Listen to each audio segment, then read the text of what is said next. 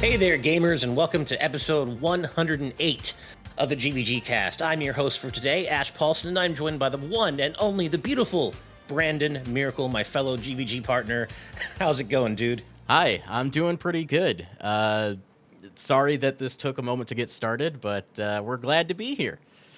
Yes, we are. It's we had to scramble a little bit today for various reasons, but we wanted to make sure we didn't have to cancel 2 weeks in a row. We always feel bad when we have to cancel a GVG cast on everybody because, as tired as we sometimes often are at the end of the week, we still love doing this with y'all. We love being here, and whenever we have to cancel, we always feel bad about it because we have fun doing this with you guys. So we were like, we got to make sure we don't have to not do this twice in a row. So we're here. You got Brandon and me. The rest of the crew is either working or with their family, or in John's case, hopefully sleeping. But we're here, and we're here to party with y'all and chat and ring in the weekend together. Very quickly, I've got a couple of patron birthday shout outs. Happy belated birthday to Michael McCall, who celebrated their birthday on Wednesday, June 26th, which also happens to be Shovel Knight's birthday. Michael, you share a birthday with the Blue Burrower. How cool is that? I wish I shared a birthday with Shovel Knight. That's awesome. Happy birthday. And also happy belated birthday to the one and only Brandon Bovia, who celebrated their birthday My guy. on the 2nd. Yeah. On July 2nd, Tuesday. Our very own Brandon, not that one, in our Discord server. Exactly. I don't think I called everyone bangers with Taniac. Did I say that? I don't think it probably sounded something like that, but I don't think that's something I would have said. Either way, Brandon, how's it going, man? What you been up to? How's your week been? It's been interesting. I won't dwell on this for too long, but I am a couple weeks into being medicated for ADHD, and that has changed the way I work a lot for the positive. You might Nice. notice it in my background. I'm going to scoot out of the way so you can see some of it. I know it's a small window. Amazing, man. Oh, there's also a bunny down there. You can see him. There's Hunter. Of course. It wouldn't be you without a bun in the shot. Exactly. In addition to that, I've been playing a little bit of Elden Ring, Shadow of the Erdtree, Super Monkey Ball, Banana Rumble. I've been really enjoying, and this is coming from someone who's not like a hardcore Monkey Ball fan. Like, I didn't have the GameCube games growing up. I only got a little bit into like Banana Mania, but this one I am absolutely loving. So I'm having a great time playing that. Great to hear. So yeah, I think that's about all I've been doing. Gotcha. Well, I am really glad to hear that about Banana Rumble because I am a big Monkey Ball fan. One of my GameCube launch games was Super Monkey Ball. Loved Monkey Ball 2, and of course, and have still loved the series through its ups and downs over the years. But I've just honestly been so busy with outside freelance work that I haven't really gotten to play much of anything over the past couple of weeks, and I am late to the party on Banana Rumble, and I want to fix that because what little of it I got to play at Summer Game Fest was they showed it off to me in the worst possible way by basically only letting me play the tutorial and then just limiting me to the party games with other bots, which means it's 30 FPS. And I was sitting right up against this giant screen playing Monkey Ball at 30 FPS, and I'm like, with no anti-aliasing, and I'm like, this doesn't feel good at all. Why would they show it off like this? And of course, I know the main story mode, if you're playing one player, it's smooth 60 FPS. It's smooth sailing, as it were. So I've heard nothing but good things, and I'm glad to see that despite how they chose to show it off to me at SGF, it passes muster, and I can't wait to play it. Yeah, I was really surprised when I started playing the game and just how fully featured it feels. Like they're not using the same like yellow and black style that they used from the last two remakes. It just feels like a brand new game, new art direction, beautiful menu screen, a lot of options, like a surprising amount of options for customization in terms of control, how the camera operates, stuff like that. You can adjust the dead zone for the stick, right? Yeah. That's crazy. I love that. The new spin dash felt really good when I played it. The spin dash, and I said this with John, it feels like it's essential. It should have always been there. It's not like the jump, where the jump feels like it's tacked on. It feels like almost like a crutch. The spin dash feels like it should have been there even back on the GameCube. Gotcha. Okay, that's definitely the way I felt. It kind of gave me like a drop dash vibe from Sonic Mania when it felt like that always should have been part of Sonic's repertoire, and that like it feels wrong to play as him without it now in a Sonic game. Speaking of Sonic, I got Sonic along with the game. Nice. And when you use the spin dash with him, of course, inside the ball, he spin dashes, which is great. I love it. I was actually going to ask you about that because they did, when I played it at SGF, they did have the extra characters. They had at least the ones they'd announced so far. So Sonic, Tails, Knuckles, Amy, and I think the crazy taxi guy, Axel. I think they were all playable. And when I noticed when I was going through every character's stats that Sonic did not have the fastest speed out of everybody. One of the monkeys had a higher speed rating than Sonic, and I talked to my handler, and I'm like, wait a minute, this is still subject to change, right? Sonic can't not be max speed. And he's like, yeah, other people said that to us too. Yeah, we're thinking of adjusting that. Did they adjust it? No, as far as I know. That's weird, man. How do you have Sonic playable and he's not at least not rated, at the maximum speed rating? How does that happen? I think II is like 3 out of 5 across the board, and I think Sonic is 4 out of 5 on speed, and then 2 out of 5 on a different stat, but I don't remember which one. Sonic should never be anything less than a 5 out of 5 on speed for any. That would be like him not being the fastest run speed character in Smash. That just doesn't compute.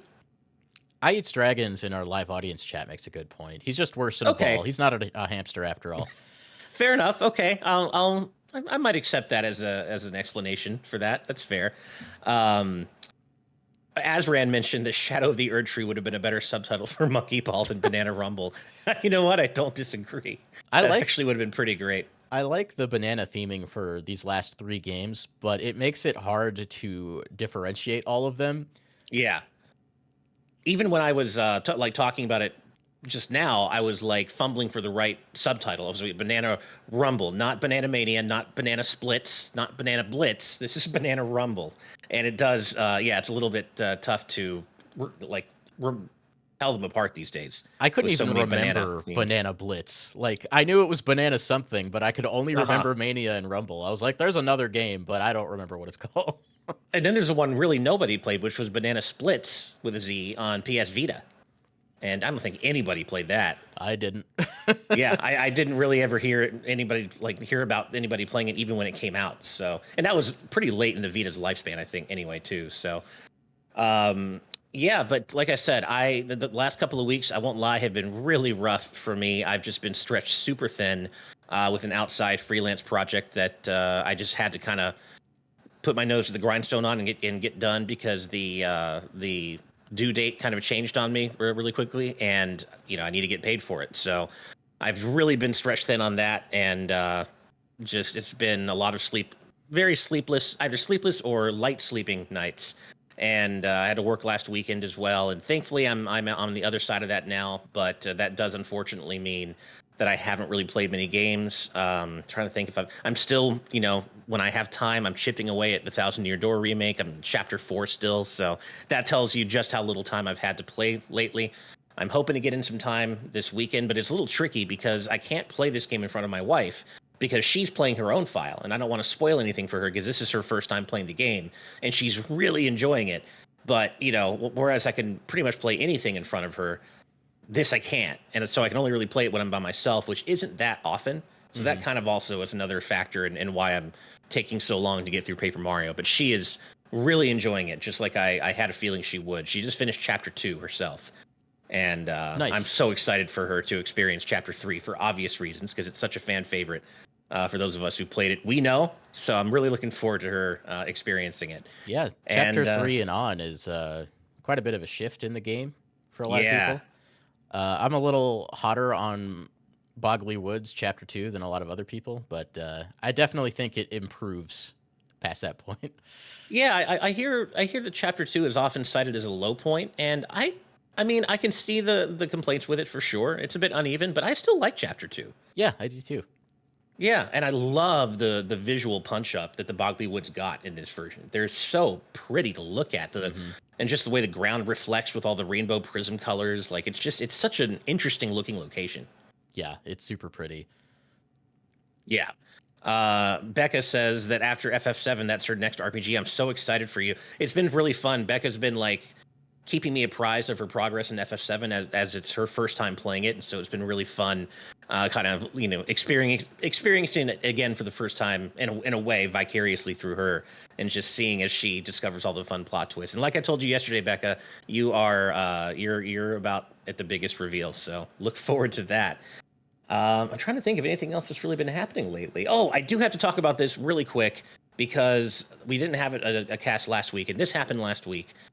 Obviously, you and I are both big anime fans, Brandon, and something that I have literally, and I wish Steve was here so we could hype about this together, but something that I have literally dreamt about multiple times in my life, in my adult life, actually happened last week, and they're bringing back one of my favorite animes of all time, Ranma One Half, and I can't believe they're actually doing it. Like I said, I have literally dreamt of that announcement, and I woke up whatever morning it was and saw a bunch of people tagging me, and I'm like, Ranma's back. They're bringing back Ranma, and I'm like, Steve, oh my, what is going on here? And I had to hype about that because Ranma personally was my gateway anime, and I think it was Steve's too, and it just has such a special place in my heart. That would give me an opportunity to watch it myself. Not that I couldn't just go Yeah, back and watch the original, but I think it'd be more interesting to just watch the new and then go back to the old, maybe. I think so too. Just because the original, as much as I love it, it has a lot of filler. It's very meandering. I feel like with the way modern anime is these days, this will be probably a either an adaptation or retelling that strips out a lot of the filler. And yeah, as much as I love the series, it needs to be focused, and I think this probably will be. I think the other revivals of other Rumiko Takahashi animes have been like 40-ish episodes, so Hmm. that's a lot. That's a lot easier to handle than I think the original Ranma series. The manga was like 36 volumes, and then the anime was like 7 seasons of 20 something episodes each. So Wow. this is the way to do it. This will be the way to do it for sure. I see And Caitlin in our chat mentioning that Clannad was her gateway anime, and I just wanted to shout that out nice. because it's one of my favorites of all time. I've Um, never seen it. I've heard uh, of it. Only watch it if you're prepared to be emotional for a while, I guess. Well, actually, I normally am. I might need a little bit of a break from that right now because speaking of emotional animes, my wife and I did finish watching Pluto. Oh my And gosh. oh my lord, dude. I know you started it. You haven't finished it yet, right? No, not yet. Oh, That first it, episode was so yeah. heavy, Yep, and it I sure was. was so invested. It was so funny. Like I was watching it, and Michaela was in the living room with me. I think she was like playing Dreamlight Valley or something on her Switch. She just wasn't engaged in the anime, which is fine. I just Yeah. threw something on because I wanted to watch something and I heard it was good. And we got to the end of that episode, and I'm just sobbing. Yep. Me too, man. I was crying openly and just like, well, it's just happening. I'm just ugly crying now. And I ugly cried again at the end of the second episode. Trust me when I say it's brutal, man. Like episode is as brutal as episode one is, it just gets more brutal from there pretty much. But it is fantastic. It is a phenomenal show.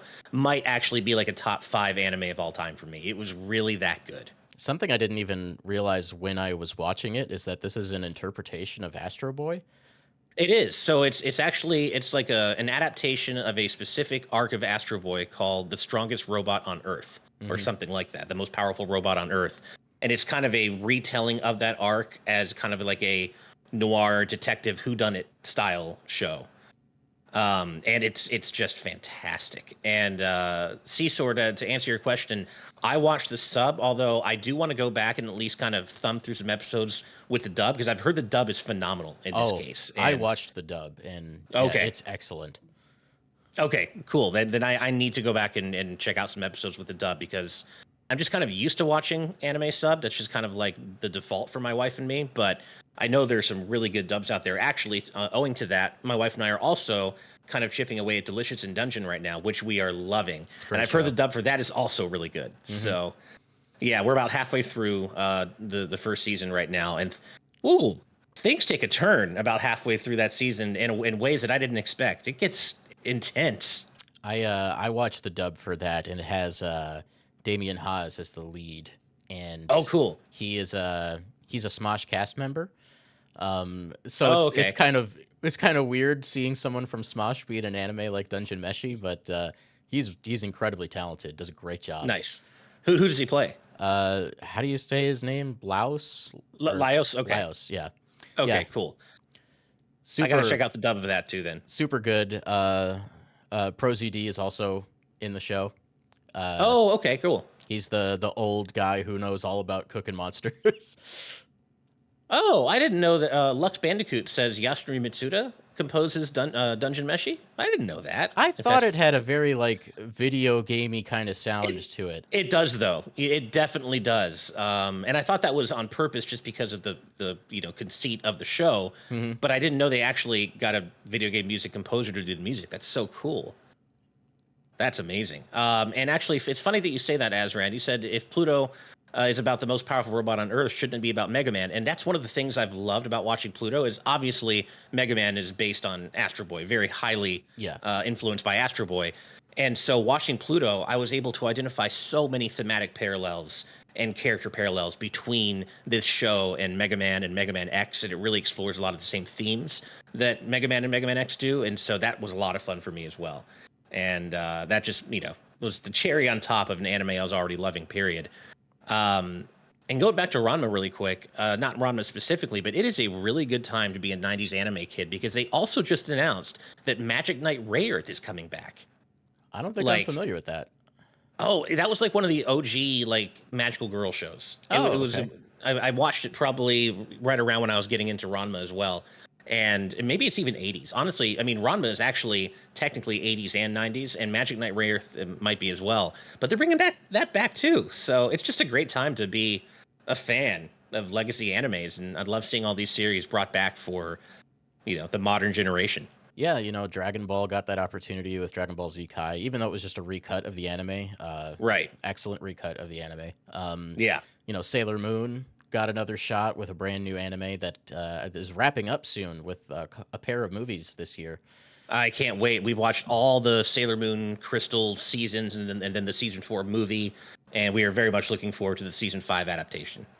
Um, yeah, it's nice to see anime or manga from the 80s and 90s get new takes because a lot of them are, rushed to screen because of popularity. Like while Dragon Ball Z was airing, I think during the Namek saga, I don't think the manga was more than just like one or two chapters ahead of the anime. That's why that saga Oh is wow. so slow because they were just animating way too fast. And I think they're getting better about doing stuff like that. Like My Hero Academia, its manga is wrapping up here in a few weeks. Hmm. The anime has been running for what 7, 8, 9 years, but it's just Jeez. seasonal. Right.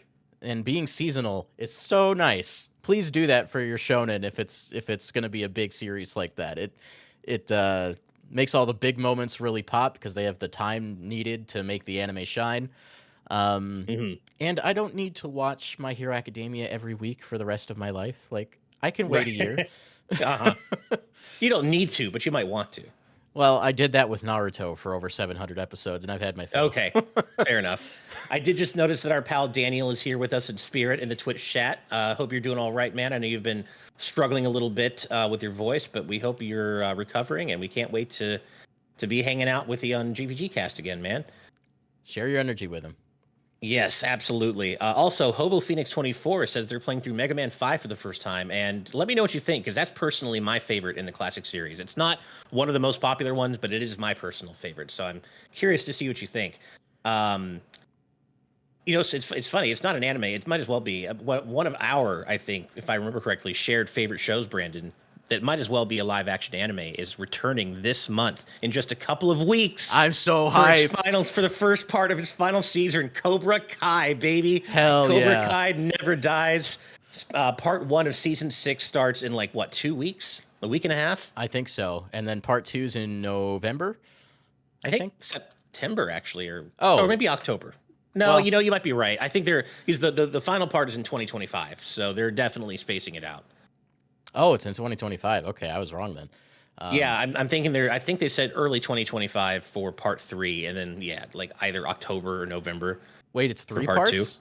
It's three parts. Yeah, Oh, okay. I thought it was yeah. two. Let's see. There's also the new Karate Kid movie, which has Ralph Macchio in it, Right. and it's currently unclear if Cobra Kai will be considered canon to that. I hope it is because I love Cobra Kai. Um, Especially with Ralph Macchio in it, I feel like if he's going to be in it, it has to be part of the same shared yeah, Karate Kid canon. I really hope so. it's gonna have Jackie Chan in it as well, which is interesting. Right. So it might be Yeah. marrying the uh, the reboot film to it, which is fine. That's something I really liked about Cobra Kai is that it's not afraid to pull from all of the movies, Right. whether or not they're even that good. Like I Right. love Karate Kid 1 and 2, 3 on, or 3 and the next Karate Kid. They're a little shaky, but they're all right.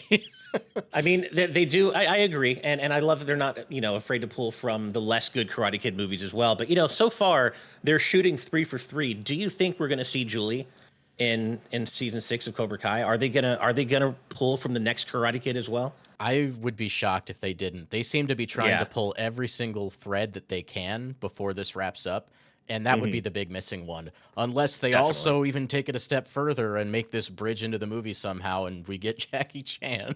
Yeah, and even Jaden Smith with the kind of the retelling.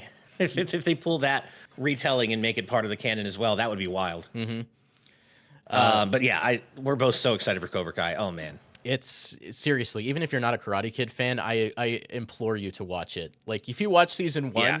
1, you'll probably just want to go back and watch Karate Kid. Those first Exactly. two movies are excellent. Yeah, First one and I mean, you especially. don't have to be an existing fan to watch Cobra Kai, and Cobra Kai will, like you said, probably make you a fan if you're not one already. Yeah, it's super good. It's cheesy as all hell. The action sequences are legitimately stellar. They Yeah. do. Can't remember if it was season 2. There's that big school rumble, and it's just one big long Oh, take. it's so good. Yeah. Just some impressive, I think that was impressive season 2. filmmaking. Yeah, Um, really good stuff. yeah. Oh my god. I'm so excited. I might go back and watch the original seasons again. Just, I need it I kind of now. want to as well. My wife actually surprised me with tickets. We're gonna go see. They're doing a screening of the first 2 episodes live at a park here in LA with the cast and crew. Oh, I'm So she jealous. got us tickets, and we're gonna go. We'll be sitting on a lawn with a big audience watching the first 2 episodes on a big projector. That's gonna be so fun. Oh, dude, that's exciting. I'm hyped for you. Yeah, I'm very much looking forward to that. And yeah, no, Cobra Kai rules. If you haven't watched it, go watch it after the show, though, because we want to keep hanging out with y'all. Now, something that you told me that you're not particularly familiar with, Brandon, is and this character and his backstory is Shadow the Hedgehog, correct? I only know him as far as the plot of Sonic Adventure 2. So like Sonic or Shadow the Hedgehog, anything that happens in Hmm. that game is just a blind spot to me. So, first of all, you should definitely just go experience the ridiculous edgy cheese that is Shadow the Hedgehog. It's an absolutely ridiculous game, but you're in luck because Sonic Team head Takashi Iizuka revealed in a recent interview with Famitsu that Shadow Generations, unlike the original Sonic Generations, is going to be very story focused and really go heavily into Shadow's past, not just in Adventure 2, but what he goes through in Shadow the Hedgehog, maybe Sonic 06, even though that's been kind of retconned from the timeline. But they're going to go really heavily into Shadow's past and his backstory. And Shadow Generations is apparently going to be really lore focused in a way Sonic Generations wasn't. So you're going to get to experience all that now for the first time in Shadow Generations. I wonder if this is just piggybacking off of the kind of shift in direction for Sonic that we experienced with Sonic Frontiers. Just a little more Yeah, focused in the narrative, which is great, especially for something that amounts to basically just a Bowser's Fury add-on to an existing game. exactly. Yeah, so I'm really excited to see how they kind of adapt his story for this game, and if they set anything up for the future, because this we're really in uncharted territory now, because Shadow hasn't been part of a mainline Sonic story for years now. He Hmm. wasn't even in Sonic Frontiers, and so it'll be really curious if they set up something for him going forward. Maybe in the next mainline game coming presumably next year. Um, but speaking of that, I know some of you, well, probably a lot of you, are waiting on our interview with Takashi Iizuka from Summer Game Fest. I promise it is still coming. It just goes back to that freelance work that I had, that project I had to really put my nose to the grindstone on for the past couple of weeks. That's just unfortunately had to come first because I need to get paid and I need them to keep hiring me. But that is finally going to go up on the channel next week. So I do apologize for the delay on that, but it is still coming. So don't worry, I promise. And yeah, I got to interview him myself. It was so cool. Really nice meeting him. He was a super kind, super humble guy. Really cool guy. That's awesome, dude. Yeah, yeah. So that is still coming. I know a few of you have been waiting, but thanks for being so patient. I promise it's going to go up on the channel next week. Are you still playing F-Zero 99, Brandon? Uh, I didn't really play a ton of it just after the game initially came out, but I did go back and play this update. I have not yet, and they've added a lot of stuff, man. Star rivals, festival tracks, expanded team battles, weekend events, emotes. Like, I haven't played that much of F-Zero 99. I like it. I'm not particularly good at it, but I'm really impressed with the post-launch support it's gotten. It's really exciting. Also, shout outs to Daniel for predicting this before the last direct we Right. had. His He timing did. was just a little off, but he was right. Yeah. Which is rad because I distinctly recall them saying that updates were done and that they had released all the content or whatever. Maybe I imagined that, but I was pretty certain that that had happened. But here we are, more stuff. Um, I went into the update, started playing it. I guess the festival tracks just kind of show up at random, but when you play one, like those little yellow energy doodads that show up that put you like Yeah. on the high track or whatever it's called. The Skyway, I think it's called. Yeah, Yeah. the Skyway. So instead of that, or maybe it was in addition to it, you get these little gems. And the gems contribute to, I don't want to call it a battle pass, but that's kind of how it works. Okay. It levels up and you unlock stuff as it fills up. I don't know how far it goes or how long it lasts, but Mhm. definitely good incentive to keep playing. The only frustrating thing is like you're not guaranteed a festival track when you go in, so you I might see, want to okay. work towards it, but you're not going to.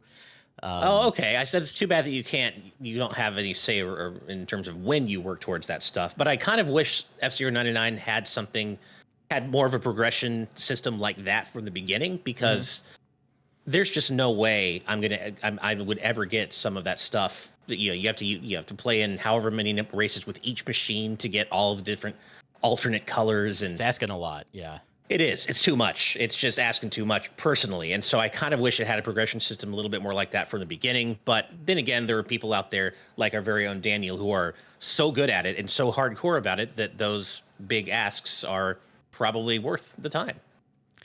Yeah, I'm just glad to see a game like this that's free with NSO just continue to get support, because up until now, Tetris 99 really seemed to be the only game that did. Mario 35 is nowhere to be found anymore, and neither is Right. Pac-Man 99, which is also a shame. Um, it's it gives me hope that this game sticks around and doesn't just magically get delisted one day. I know. Well, and something I kind of wanted to talk to you about is what Caitlin in our chat is suggesting here, is asking, do we think they're supporting it so much because it's successful, or they just need to pad the schedule? And that's kind of what I'm wondering, is if it was more successful, if it has been more successful than they maybe anticipated, if this could possibly signal good things ahead for F-Zero as an IP, finally, yet again. I'm fairly confident that most of the games I played were filled with bots, Hmm. as well as players, but like largely bots. I could be wrong Hmm. about that. There's not really a Okay. consistent way to tell, other Hmm. than me seeing the same name in like 7 straight races, and I'm like, you're not a person. Yeah, for sure. Yeah, I hope it's just been a lot more successful than they anticipated, just because it would be great to get another modern F-Zero game, or even just a remaster of GX, as you said, Amarag. That would be really nice. The series definitely does need some love. I think it gets a lot of additional support from players just by being a first party game, Hmm. like a first party 99 game. Yeah, for sure. And it's the only one of its kind for Nintendo so far. Yeah. Well, I The guess game Jamie. there was Mario, but it's gone. Right. Yeah, and the game Jamie, I hear you. I miss Super Mario 35 every day of my life. God, I love that game so much. And if it had been updated with new content and tweaks like this game had, it would be like my favorite ongoing game. I would do things with a capital T to get Mario 35 back. And with new content and I wanted Mario 35 to add Mario Brothers 2, Mario 3, and Super yes. Mario World. God. Especially Super Mario World, because I just love that game to death. Hmm. But I'm also interested in them doing more like 99 games with IP that you might not expect. Like Hmm. F-Zero 99 is wild, but it makes sense. Yeah. Super Mario Kart, I think, could be oddly interesting. Dude, you mentioned that before, and that would be amazing. That could be like a Super Mario Kart Battle Royale type thing. Yeah, Oh, God, man. That would be so sick. you could gourmet race in Kirby Superstar. Oh, yeah. That's so true. There's a lot of things that they could do, and I want to see them experiment more. Star Fox 99, just 99 ships in all range mode. Oh, just a dogfight like Star Fox 64 multiplayer on steroids. Yeah, exactly. Like God, that'd imagine be the so spectacle fun. of that with that many ships flying around. Oh Yeah. man. That would be absolutely amazing. I'm kind of surprised they haven't done a Mario Kart, 99 Battle Royale style thing yet. I feel like that's almost, I don't want to say inevitable because it's Nintendo and you never really know what they're going to do, but the idea is just right there. And it's so obvious. Yeah. We got Daniel in the chat mentioning Kirby Air Ride City Trial. That's another Oh one. yeah. I mean, that's a Hmm. battle royale already. Just Hmm. make the map bigger and put more people in it. Yeah. Oh God, Smash Run 99 Hobo Phoenix. I loved Smash Run and I always hoped it would be in Smash Wii U. Me too. So you could properly play it online. And Smash Run was such a great idea. Hmm. Just that was just a little bit underbaked because of the limitations of the 3DS, but a properly online Smash Run would have been so cool. To throw another puzzle game out there, I'm sure a lot of people would love Panel de Pon. I want nothing more. If I Yeah. could have one other 99 game, even above Mario Kart, I Oh, think for John and me both, it would be Panel de Pon. Bolt Mouse just put one in that I think is amazing. WarioWare 99. Oh, yeah, that's a great one. There's like so most of the WarioWare games have like a survival run.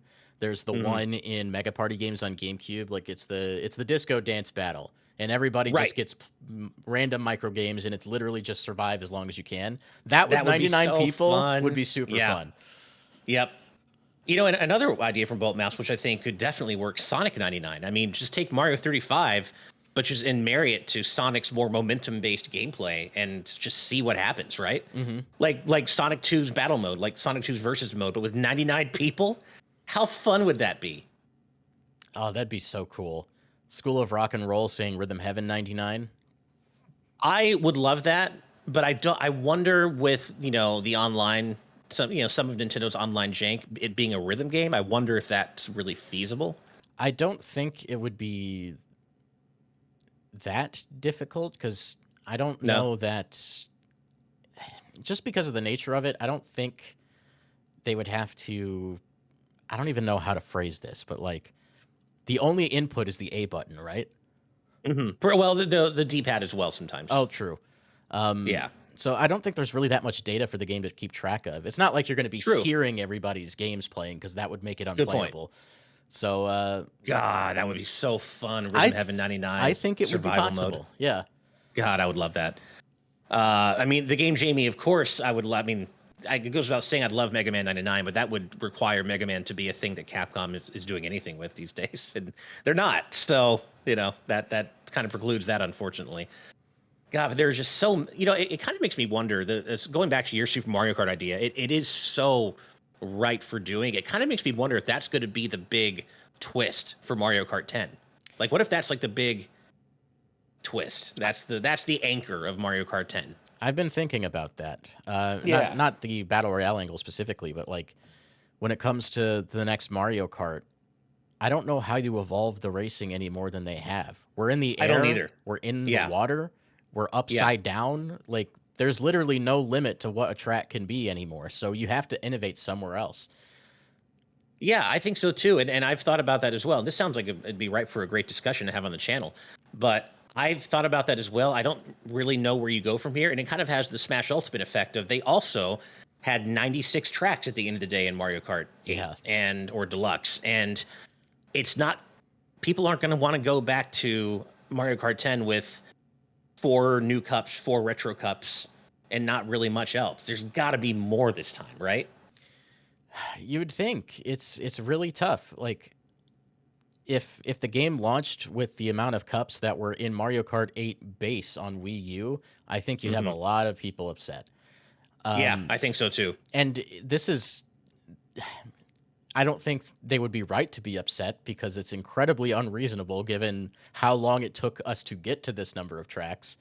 That said, if they just want to port the tracks forward, if that is possible, That would be really, yeah. I would be okay with that. I don't, people might complain, but I don't care. Like, Yeah. they've done the work I'd, already.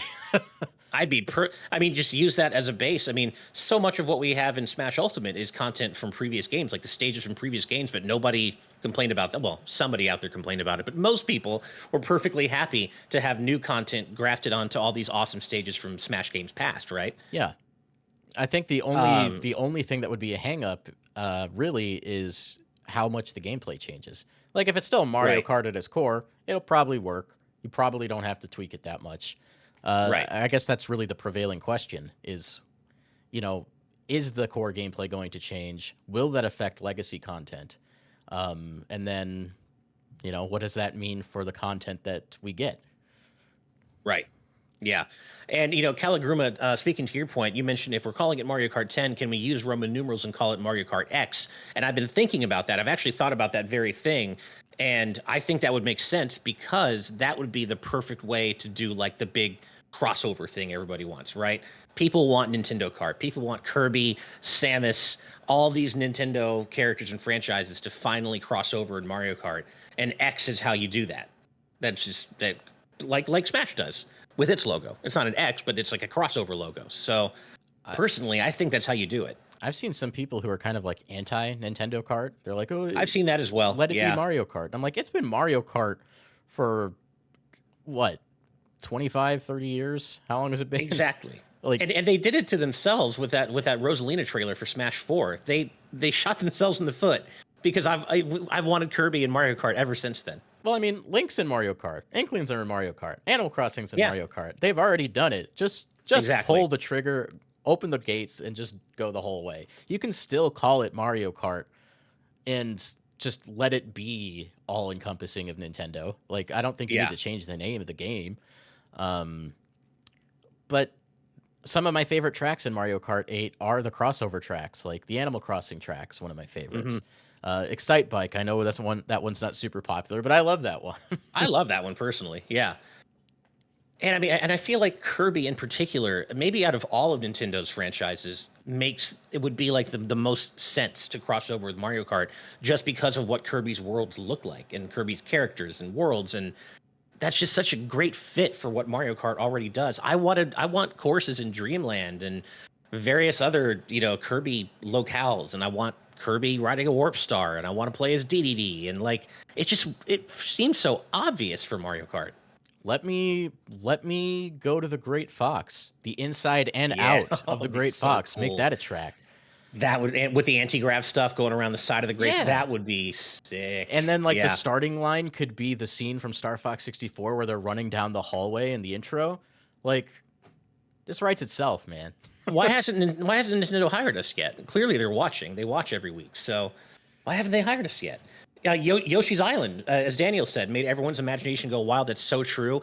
And now I'm thinking we've got some people in chat talking about we need Xenoblade in Mario Kart. Hell yes, there are so many locations across all 3, or I guess even X games where I just, Gower Plain, whatever you want to do, man. Like there are so many cool locales in Xenoblade where you could have, monsters acting as hazards, and immovable Gonzalez trying to mess you up, and I want to hear Shulk and Pyra and Rex and Mio yelling taunts and everything. I want this so much. It'd More be. Ardain would be a great track, I'm as thinking. Caitlin said. I'm thinking of Fire Emblem and how cool it would be, like if one of the Fire Emblem tracks was just the 2D maps from the old games, but you're driving on top of them. Yeah, I think that'd be really cute. that would Um, be a lot of fun. yeah, there's just so much opportunity here. They could port over a track from Kirby Air Ride and spice it up and make it Mario Kart. Yeah. Um, Give me some tracks from Diddy Kong Racing, maybe. Oh yeah. It's just there's so much more opportunity. We've had so many Mario tracks. Every game has a beach track, an ice track, Yeah. volcano. We've done it.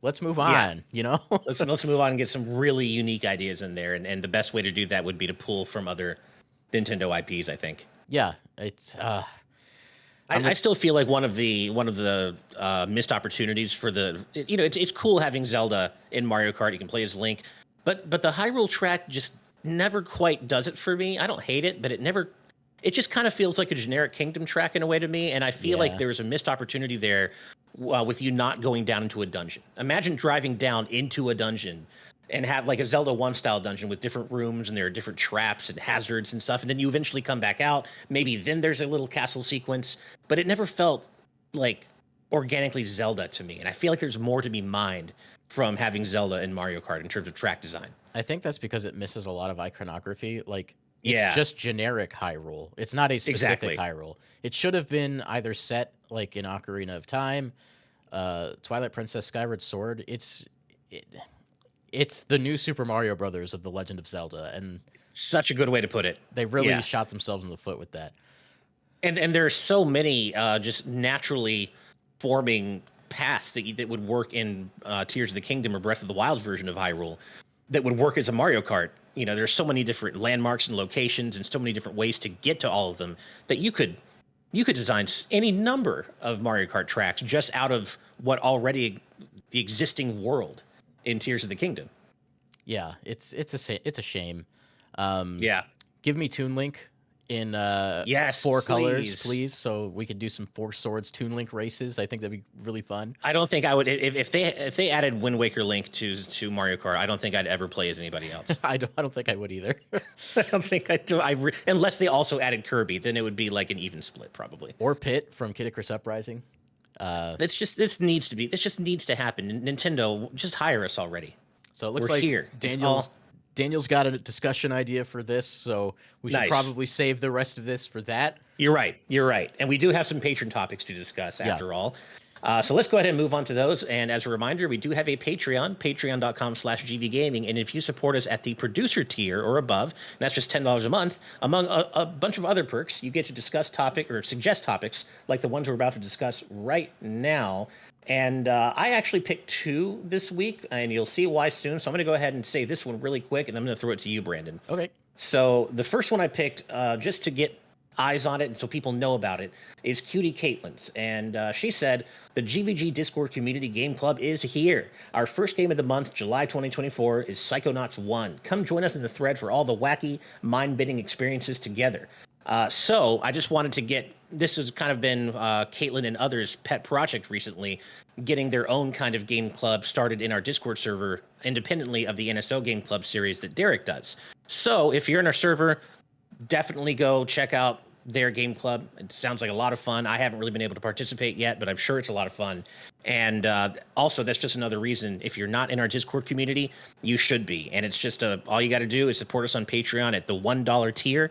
It can be one time. Of course, we appreciate if you keep supporting us, but it's that one-time buy-in just to ward off bots and bad faith actors and stuff. And our community is genuinely one of the nicest, most amazing, wonderful communities on the internet. So if you want a community of like-minded gamers to be part of, definitely consider joining our Discord. And to answer the other part of your question, does anyone on the panel, Caitlin wants to know if anyone on the panel today has experience with Psychonauts 1. Brandon, do you? I've played maybe 2 to 3 hours of that game, but it was several years ago, so I don't remember it super well. Okay. I remembered enjoying it, though. Yeah, I played it a few years ago via back compatibility on Xbox Series X. Hmm. And I missed out. I never had an original Xbox, so I missed out on it in its time. But when I went back to play the remastered version, I was like, "Oh, I get it. I get why this game was so beloved in its time and why it has stood the test of time." I never finished it. I think I got very close to the end. I've heard mixed things about the final level, so it might be good that I didn't finish it. But the vast majority of the game, it held up very well, and it went to some surprising places narratively and with the characters. Like, there's some really dark stuff that happens in that game. But there's also some genuinely funny stuff. That the writing is genuinely clever and sharp and fun, and I can see why it's been so popular. Yeah, for sure. So make Yeah. sure to join the Discord and be involved in that. For sure. All right. Well, what is your topic this week, man? So mine comes from Vedron. Hang on, my cursor disappeared. There it is. So Vedron asks, favorite video game pro tag that's an animal. There's a few that I could choose from. I've got two in mind off the top of my head. Weirdly enough, they're both foxes. Okay. Okay. Well, I know who one of the foxes is. I'm Yeah, pretty sure. yeah. I'll go Yeah. with the other one first. Super Lucky. Oh yeah. I love that little dude. He's just a happy little guy. I got a statue of him over there. Um, That's a great game. yeah, new Super Lucky's Tale on Switch. I adored from start to Hmm. finish, and I love the character, and I hope to see more from it. The other fox is Fox McCloud. Of course. Of course. I'm a big Star Fox fan, as you all know. And honestly, I think Star Fox is like the first, like, I don't even want to call it a narrative game, but for me at the time, Star Fox 64 was the most narrative game I had ever played. Uh-huh. So I have a lot of attachment to it for that. And Fox was just this cool flying fox. He was a badass, and I really liked that, and I still do. So there you go. Yeah. So is Fox your answer because he's the only one you consider a protagonist, or is he also actually your favorite Star Fox character? I would say he's probably my favorite Star Fox character. Okay. Close second is Falco. I just love how much of a jerk Falco can be. Yeah, Falco's great.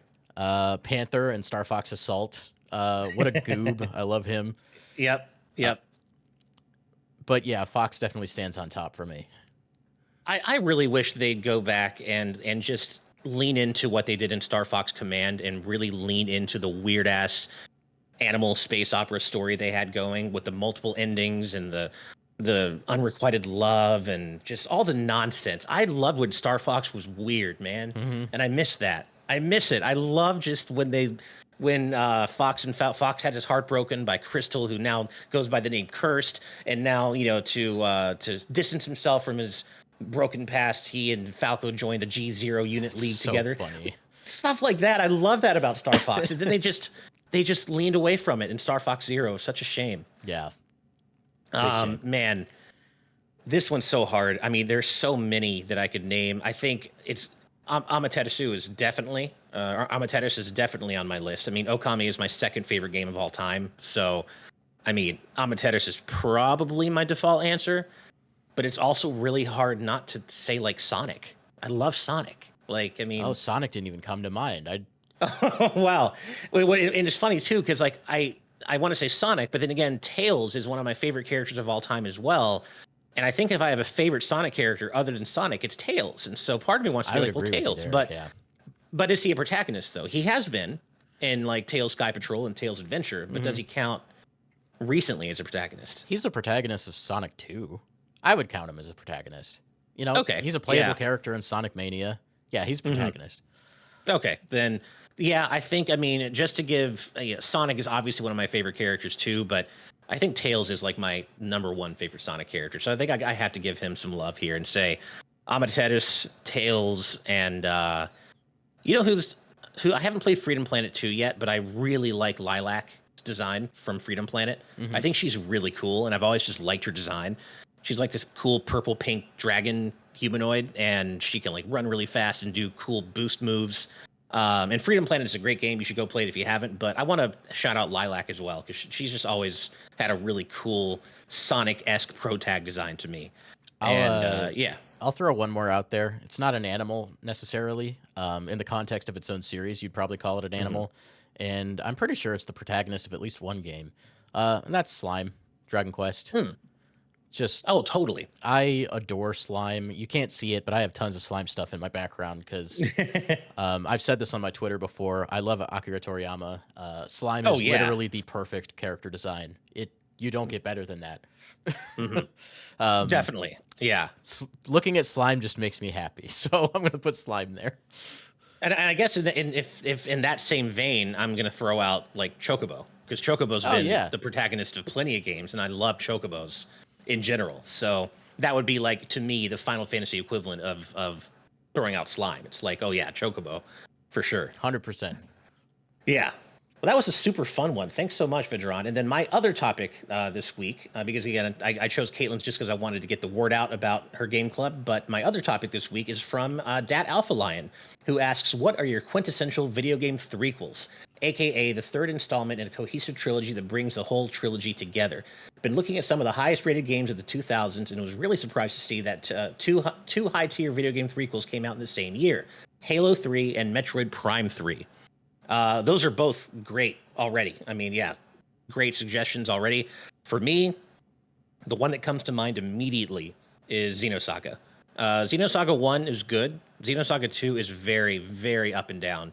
But Xenosaga 3 is legit one of the best RPGs on PS2. And, even though Xenosaga was supposed to be 6 episodes and they had to truncate it down to 3, it Hmm. actually does feel like such a satisfying ending.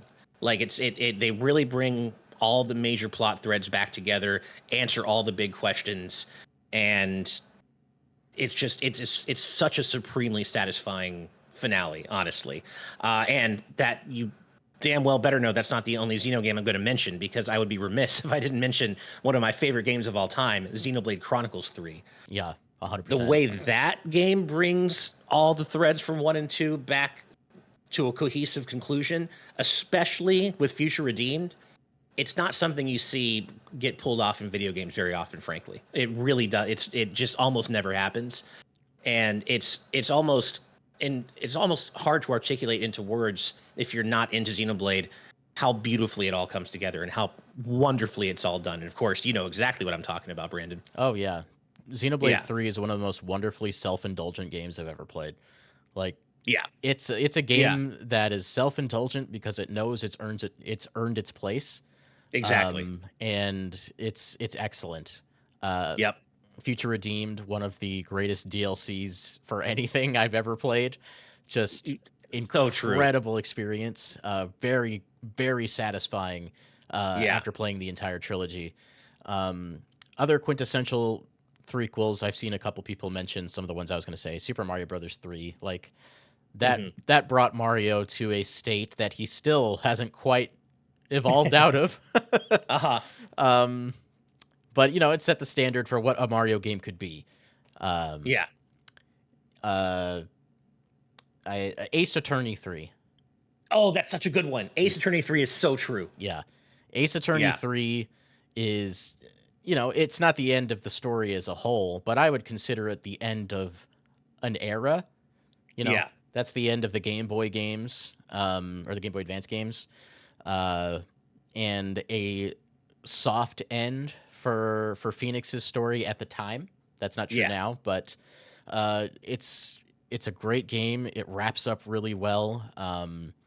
Has some of my favorite cases. I think most of the cases in that game are like incredibly plot relevant. Yeah, I think even the third one, which is usually the filler case, is fairly plot relevant. Yeah. Great experience. Again, play the whole trilogy. It's easily accessible. You can get it on Switch. Yeah. Metroid Prime 3 obviously is a good one. Definitely. I think Caitlin mentioned Super Smash Brothers Brawl, and obviously it's not the end of the Smash series in the same way that Ace Attorney wasn't over at 3, but I think there's an argument to be made there. Brawl I would say Brawl set a standard for Smash in a similar way that Mario Brothers 3 did for Mario, Yeah, I see where what you mean. the following games still kind of follow that blueprint.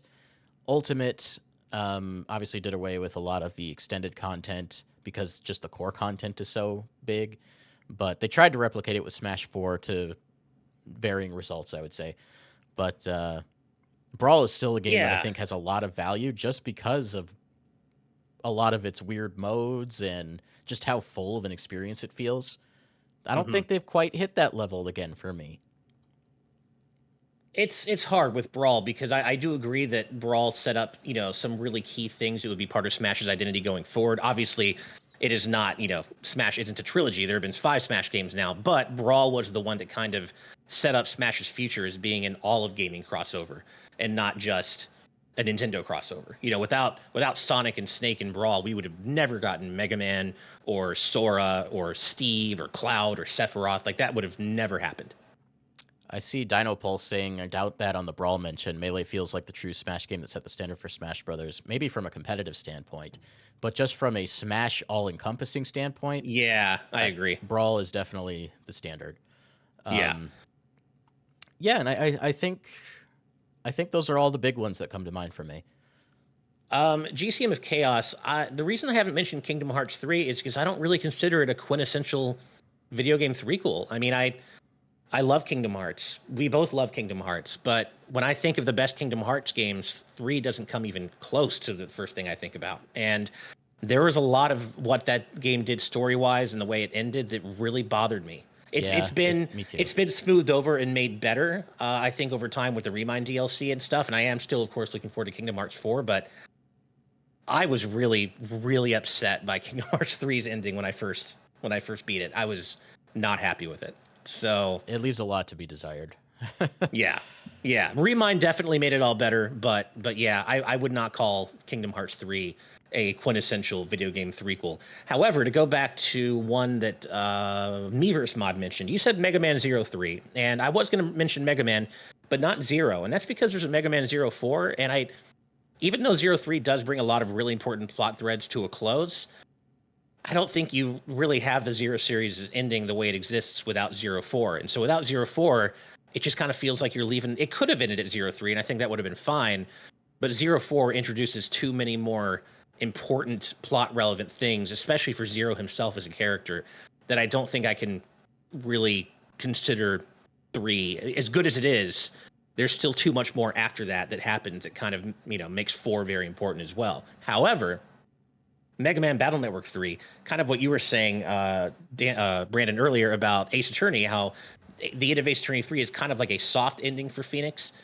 The end of Battle Network 3 is kind of the end of the first trilogy in Battle Network, and it feels like a definitive ending in a lot of ways. And had the Battle Network series ended at 3, that would have served as a perfect ending. It ended up going to 6, and the way 6 ended was perfectly fine, but like 3 really felt like if there was never a 4, 5, or 6, that would have been a perfectly fine, super satisfying way to end it. So Mega Man Battle Network 3 is definitely on my list, and also Star Force 3, because there are only 3 of those games. And the way Star Force 3 ends, it feels like there never needed to be a Star Force 4, and there never was. And I'm fine with that, really, because the ending we got in Star Force 3 was so incredibly satisfying, and the game itself is so freaking good. Like 1 and 2 are just kind of fine, but 3 is a damn good game, and so it just feels like it all finally came together in the right way for Star Force. So, yeah, I think I would be remiss to mention, Dragon Ball Sparking Zero is coming out this year, and that is the 4th entry in the Budokai Oh, Tenkaichi okay. series. Tenkaichi 3 really, really figured out that gameplay system, set it in stone, had a crazy large character roster. Just the series had figured out what it was. It was a big playground to just relive Dragon Ball, throw balance out the window. Nobody cares. Like we're just having fun. And Yeah. and Sparking Zero was building entirely off of Budokai Tenkaichi 3, so I think that was worth noting. No, that's a great one. And also, I mean, there's so many great ones in chat. Dino Pulse Zeta says Dragon Quest 3. I haven't even played it yet, and I Me know neither. that that's the case from what I've heard. So, Dragon Quest 3. Oh my God, Wataniac mentioned A Link to the Past, which is one of my Oh my favorite games of god, all yeah. time. That is Super Metroid. Good Lord, Super Metroid. Yeah. Mother 3. Oh, Legend of Jess. Ah, yeah, Spirit Tracks. It is the third part of the Wind Waker That's true. story, and it ends in such a supremely satisfying way. One of my favorite Zelda endings of all time. Spirit Tracks is a really good one. Mm-hmm. Man. Okay, Amareg. Now we're getting Bubsy 3D. Now we're getting into into shit posting territory. But yeah, so many great quintessential video game threequels, and so many that you all in chat have mentioned that we didn't cover. So this feels like a great discussion topic too. Yeah. This would be a fun one. I think so. Well, thank you. That was such a fun, super fun topic, Alpha Lion. Thank you so much, and thank you to everyone who submits topics every week. We, of course, do our best to select topics from as wide a range of you all as possible every week. So if you didn't get yours chosen this week, hopefully you will next week. But that does bring us pretty much to the end. So because of the way we had to put or the way Brandon put together the show this week, we unfortunately don't have our usual credits roll, but that's okay. Because to make up for it, I'm going to shout out all the producers and all the EPs because you all deserve to have your shout out. And if we can't roll the producers list, then I'm going to shout you out instead. And I haven't done that for quite a while for all you producers out there. So thank you all so much for watching. We couldn't do this without you, and we want to give an extra special shout out to all of our patrons at the producer tier. And those amazing people include Jacob One, Cutie Caitlin, OG Pepsi Dealer, Felix Nebulous, Don Koopman, Sonic Kurosaki, Nick Munger, Iggy Coop, Kieran Das, Feeling Dreepy, Beduchan 13, Liam McBride, Super Duper Pooper Scooper, Mitchell Monroe, Darts, Peter J. Shell Shock, DJ Andy, Joseph Bayer, Tony, Ben Frick, Eddie B, Emil, Micah R.Y., Colix, Legend of Jess, Chris Lewis, Daniel Codd, Gold Lichting, Smoko13, Michael Abuda, Refined Pet, Hayes, Kristinton 2025, Mercury, Mega Amster, Abysla Osani, Jack Hines, Jackomon, I love that name.